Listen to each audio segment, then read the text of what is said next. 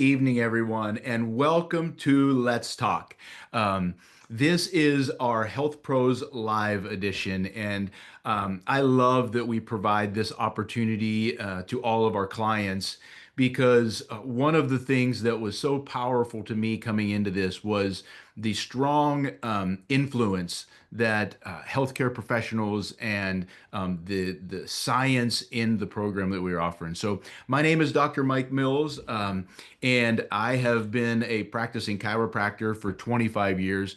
I have been a certified wellness practitioner for about 15 and a certified Optavia health coach for the last 7 years. And what we like to do on the Health Pros Live is just take questions that we're receiving and offer you a perspective as a healthcare professional on how that relates to our Habits of Health system and your metabolic reset and your metabolic health and how we can help you in achieving your goals. Because really we're all here not because we really said, hey, I want to improve my metabolic health, but because some aspect of metabolic dysfunction was disrupting our life, our energy, our sleep, our mental clarity, brain fog, cravings, excess weight, maybe actual metabolic dysfunction of diabetes, high blood pressure, high cholesterol, low HDL, all of those things that show up. So I have the blessing of guiding us through this call tonight with two amazing nurses and healthcare professionals. Julie, I have known for a long time. She has an amazing story. She worked in really areas of nursing around diabetes most of her career, but she saw the side of this that I don't think we often think about. She spent a lot of time in wound care and the consequences of diabetes, how that affects our healing, our circulation, surgeries, and all the end results of high blood sugar, high insulin, and the detrimental effects that has on our body. And Jess is a nurse as well, and she spent a lot of time in pediatrics. And one of the things that's changing in the pediatrics field right now is that we are seeing metabolic dysfunction showing up in our pediatric population. Things that were once considered adult conditions, right? Like obviously type 2 diabetes used to be called adult onset diabetes. Well, we had to change the name because it wasn't adult onset anymore to type 2 diabetes, right? But we're also seeing high blood pressure, high blood sugar, high cholesterol, and a little over 30% of our adolescents now experiencing um, overweight or obese conditions. So, thank you so much, ladies, for joining us here tonight. And one of the ways I like to open up, as we get some questions in the chat and get things going, is, really as a healthcare professional, maybe just in a couple minutes, you can just share what attracted you to the Habits of Health system and our metabolic reset program. Go ahead, Julie, you go first. Okay, well, I was introduced to this by a friend, and I was in a really bad place with my own health. And I was really someone who had dieted my whole life, but what I loved about this was number one, Dr. A and the tools that he provided, and it was science, and I couldn't argue the science. Everything else I had done out there was either a fad or was some kind of crazy harebrained scheme. This was actually based in science. And as a healthcare provider, you can't argue with the science part of it. And so that's really what made me look deeper. And I was really impressed with what I saw and the validity of what this program had to offer. Yeah, I Yeah, really connect with that, Julie. I'm sorry, Jess, go ahead. no, I was just gonna say, for me, I had just come out of having a pretty intense back surgery, and I was not a chronic dieter, but I was a chronic person that tried to outrun their fork. I would work out like crazy, to make the calorie, math equation work out. And I couldn't do that anymore. And so I did my own due diligence and research and tried to figure out like what was the best nutrition plan, Mhm. because exercise was off the table. And then just seeing the amount of just the clinical studies that had been done and seeing the proof, because if I don't understand a why things work, I'm probably not going to do it. I think people will like, you have to explain the why to a nurse or we are going to just be stubborn and not do it. And having an entire system, really, I felt like I was going to be set up and supported for success, because doing it on my own was clearly not working. Yeah, that's awesome. I love that. And um, I was inspired and motivated by the same things. You know, most people, when they write a health book, to a large degree, it can be an opinion piece, right? But when you look at the habits of health and you flip to the back, you can see that everything in the book is referenced. There's nothing that Dr. A shares in that book that doesn't have a reference in the back, of an actual study that was done to support why we're sharing that. And that is, why do we share that here tonight? Because we want to have people that have confidence that, yes, we voice this in human connection, and that's why a lot of people are here, but it's based in science. So, one of the questions I'm seeing, and I know that you guys have seen this a lot. We'll start with you, Julie, but people asking, do you recommend collagen for women 50 plus during and after the reset? Um, so I do hear people asking about collagen a lot. What would you have to share about that? Well, I hear that a lot from my clients too. Either they're doing it before they come on the program or, after they're saying, do I need this? And I think it really depends on what they're doing for a source of protein, number one. But I think the misconception that I've seen with a lot of people, especially with so much noise out there about menopause and what we need as women over a certain age, is that the misconception that by just taking collagen, you're actually putting collagen back into your body.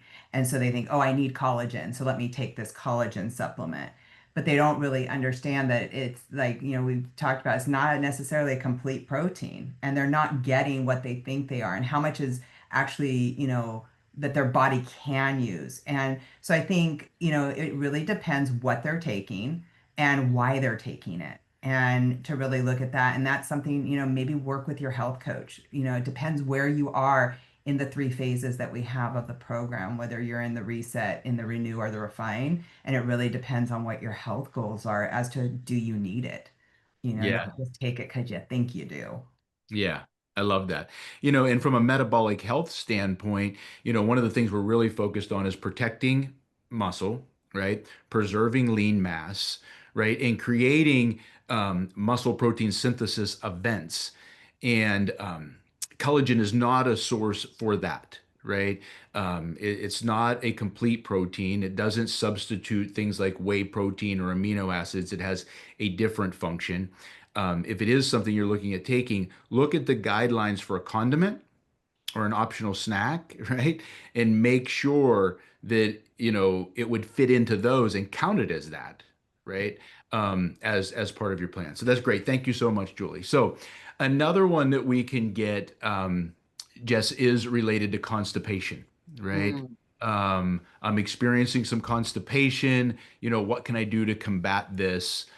What kind of advice do you offer as a registered nurse? Yeah, it's I get this a lot, especially I think as your body is adjusting to your new system that we're working in, right? And one of the things that we have to kind of wrap our minds around, I believe, is that you're taking less in, and so less is going to come out. Like, is it truly constipation, right? Like, is it actually constipation, or your body just has less to process? And then also really doing, you can do this for yourself, or you can reach out to your health coach and say, can we just do a little bit of a systems check, like making sure that you are following the program to a T. I was talking to a client last week, and we weren't quite sure why things weren't showing up as we expected. So we went through her day, like how the fuelings were going. And we especially leaned in, pun intended, with her lean and green, because some people can get a little loose with that. And her mindset was she was not doing any healthy fats in her lean and green, even though she needed them with the protein source that she had chosen, because the mindset was, if I have less fat, I will burn more fat, which is not how, that's a very diet mentality. Our body needs those things so it can feel safe to actually release the weight that we want to release. And so really getting specific about what you're doing with your lean and green. That's why we measure, our proteins. That's why we measure our greens, our healthy fats, those condiments that you mentioned, because this is science based. And so I love the science method in the sense of A plus B equals C, right? Like that is the way that it works. It's predictable. And so if we aren't getting those results, we know something isn't being input correctly. And so if you're having constipation, maybe we're not inputting something correctly. And you're thinking, oh, I'm doing the best thing, but you've pivoted or changed the plan slightly.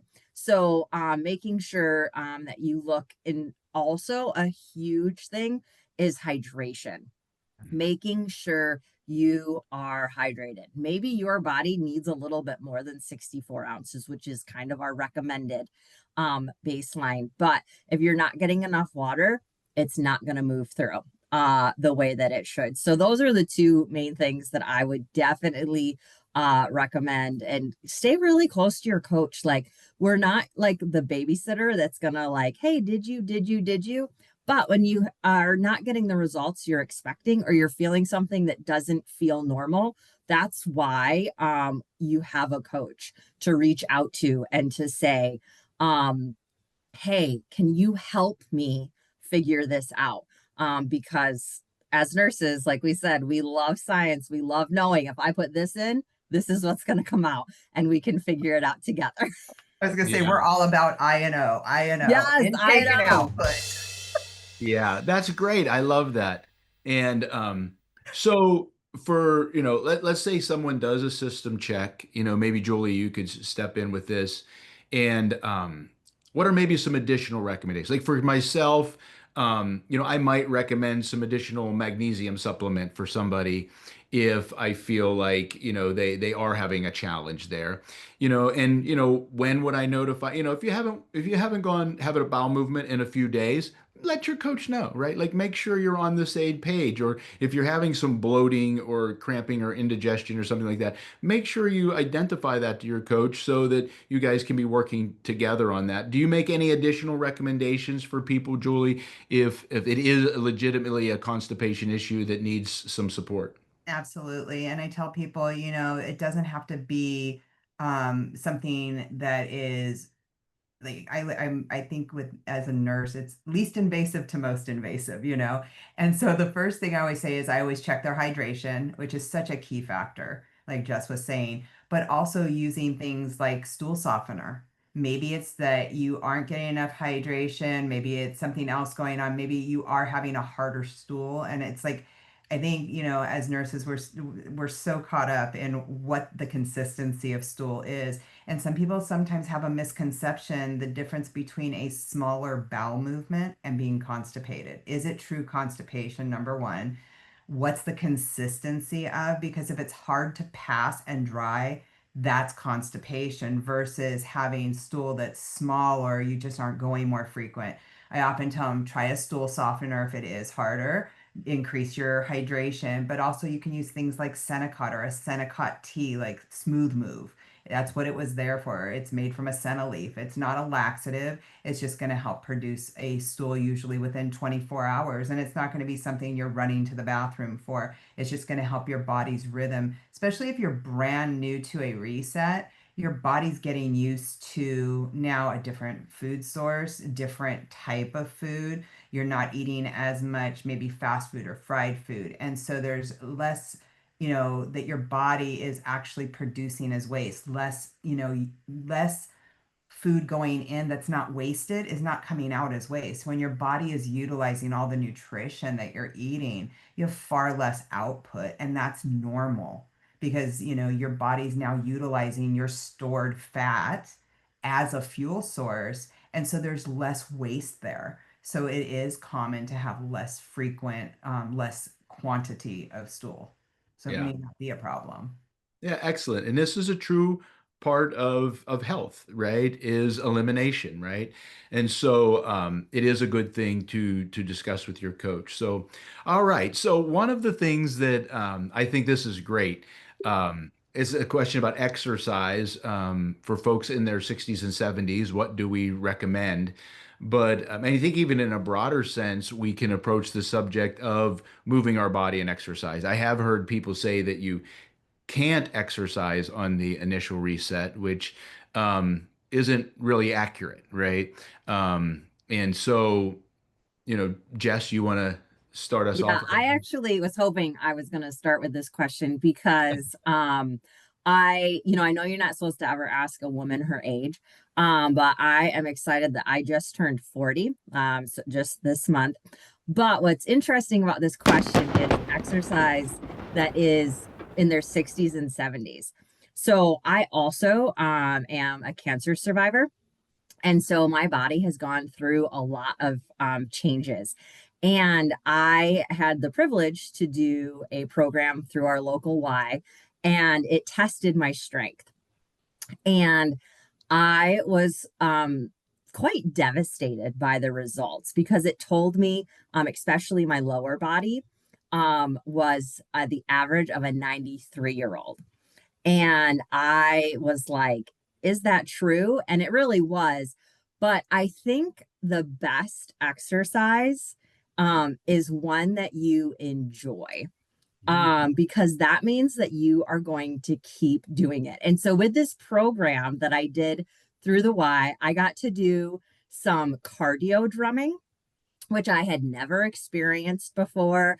I did a TRX resistance training. I did some weight training, and I kept going because I enjoyed it.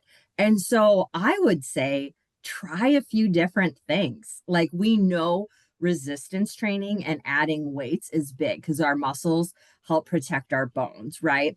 And as we increase, you guys can help remind me the exact statistic of how much decreases each decade. There's a statistic Three out there that 3% of your lean muscle every decade after the age of 30. I knew you'd have it for me, Julie. And so we want to protect our muscles. So you're going to want to put in some resistance training, like make those muscles work. Another thing that is huge, which I think is so underrated, is walking, getting in walking. And for me, um, I have a lot of nerve damage to my lower body. So my goal is not your goal.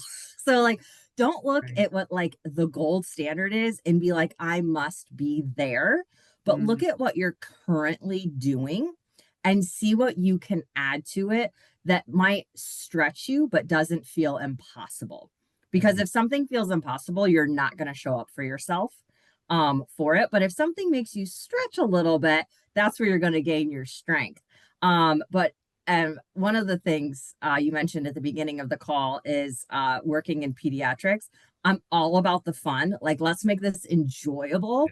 And so, whether you're 40s, 50s, 60s, or 70s, whatever exercise you pick, make sure you're having fun with it, because then you're going to really get benefit from it than like drudging it and like hating it. And then if the weather's bad, you're not going to go, because then, the obstacle has happened and I'm just going to sit on the couch. So make sure it's enjoyable, first and foremost, and then try a bunch of different things.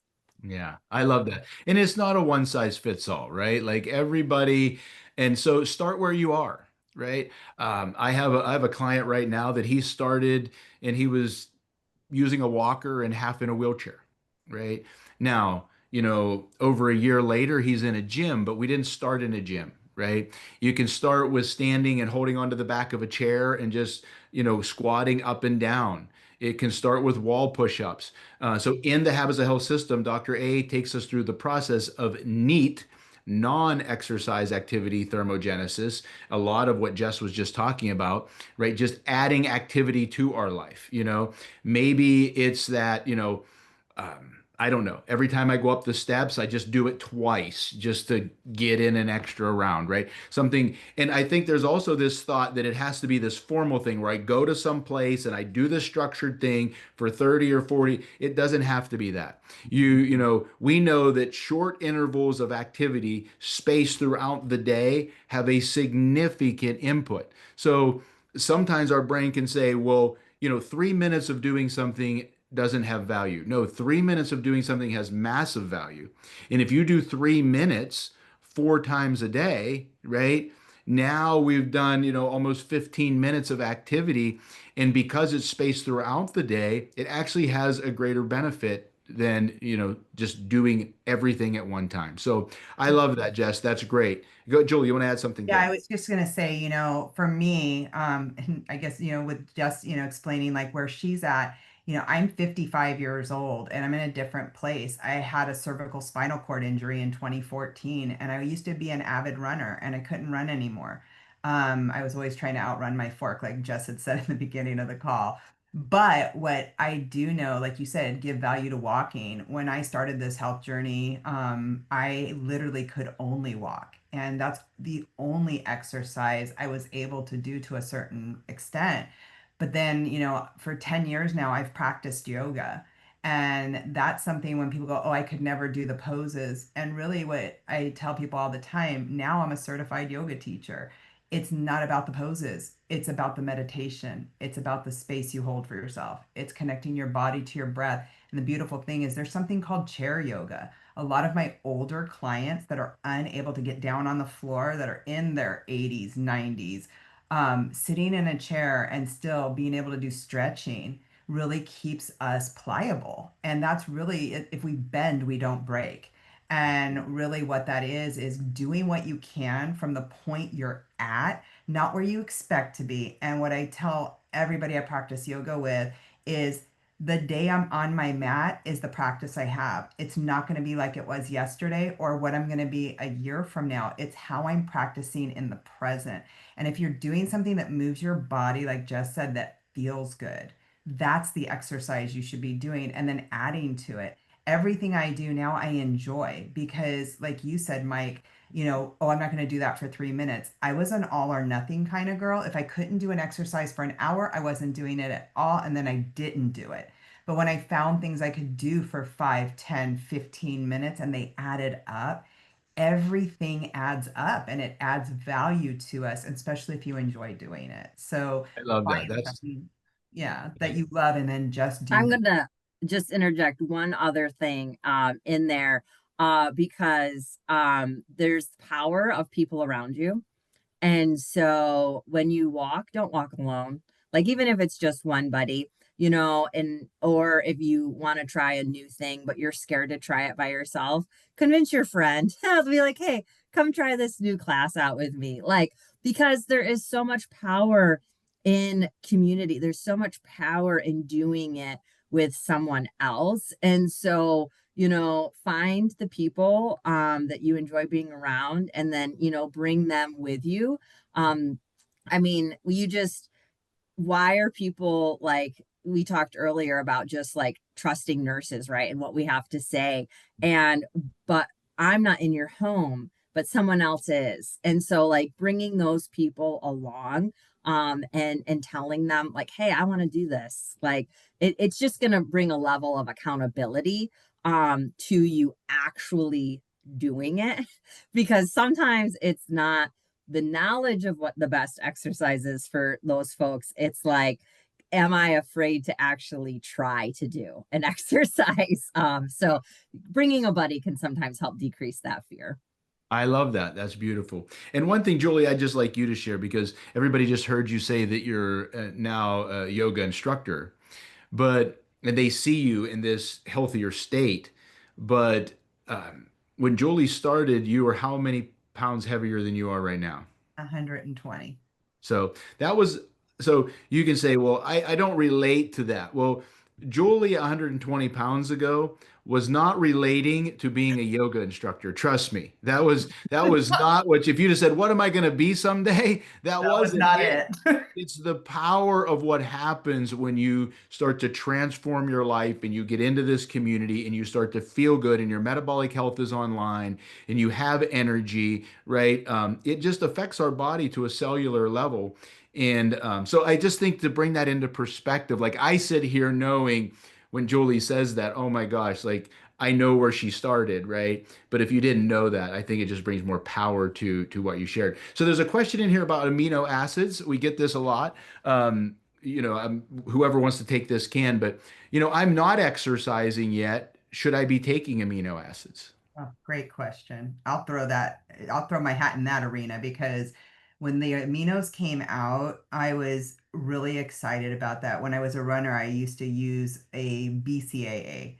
So I knew that there was a lot of value in it, but everyone's like, but I don't exercise. That's okay. The thing is, what I love about the EAAs is when you combine it with the right protein, the synergistic effect that it has, you don't have to be exercising for them to work. They have to be combined with the protein in your food to create muscle protein synthesis. And when people ask me, well, what is muscle protein synthesis? The best way I can describe it is it's the building blocks of protein. It is literally the repair system in action.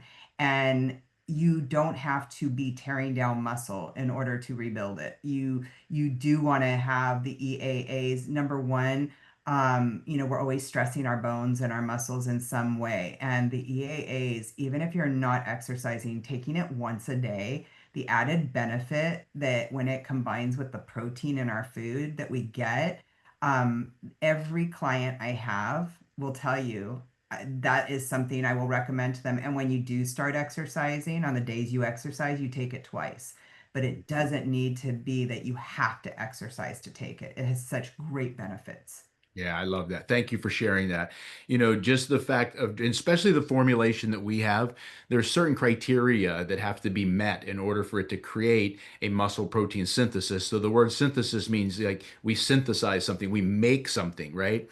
So this is synthesizing, right? It's stimulating within the body this muscle protein making effect simply from drinking that concentration of leucine in that amount of time in that ratio. So, yes, there's massive benefit to everybody. And just to stay on time here, there's one more question in here. And we talked about this briefly as we were prepping for tonight, but um, one of the reasons that I know we all talked about choosing this program is because it was a three-phase approach, right? That there's so many short-term quick fixes out there. Jess, I know we talked about that. Um, and that was an area that you said that was important to me, right? Hmm. So maybe answering that question, that person says, well, what happens after the reset? Or, I'm concerned about after the reset. What's going to happen? Yes, I love that because I am working actually with a client right now who's getting ready to transition out of reset into renew. And then, we'll build her through to refine. And it is something that Julie, we learn things in nursing school, right? Like we learn things in school and kind of reset, I feel like is kind of like school. Mhm. And then renew is when you're like first year nursing, like you're applying, you're learning, you're like figuring it out with these tools that you got in school. And then refine is when other nurses come up to you and they're like, hey, you've been working here a while. How does this part work? And that's the system that we build. We give you tools so that you're constantly learning and Mhm. like becoming more efficient at knowing the right choice, being able to build your lean and greens so that you're having them throughout the day. Because I know when I first started, I was not someone that ate 6 times a day. But then I realized that was a habit that was going to stay with me forever. So there's parts that of reset that go through with you, but we don't just like wash our hands once you hit that goal and let you fly free. We reference the tools and then we keep building to what your next goals are. So there's not like a finish line. It's truly a journey that we go through. Absolutely. Awesome. Thank you so much. Well, this has been great tonight, guys. And everything that Jess said was exactly right on. I just want to make one little enhancement is that it's reset, refine, then renew, right? So just the Oh order we man. needed to go. But it's okay. So in yes, as a healthcare professional, that's what we were saying is that we wanted someone that was going to take them from where they were and help them move the whole way through the process to creating the lifestyle that's sustainable. And that's what we have in this process. So awesome, guys. Thank you so much. I'm so glad that you guys were all able to join us tonight. I know this will bring massive value to everybody. And the exciting thing is, we will be back next week with another episode of Let's Talk. And we will be talking about life beyond the reset, what reset, refine, renew looks like. Because I just think when you learn about this, even if you're brand new and you're saying today's my day one and next week's about the next phases, when you see that there is a system and a process and a predictable path to you creating long-term sustainable results forever, it builds confidence in what you're doing. So we'll see you next week. Remember, all of these are on our YouTube channel. Make sure you have that. And they're on Spotify and podcasts, so you can listen to them there. Thanks again, Jess, Julie. Honored to do this with you guys tonight. We'll see you all again next week for another episode of Let's Talk.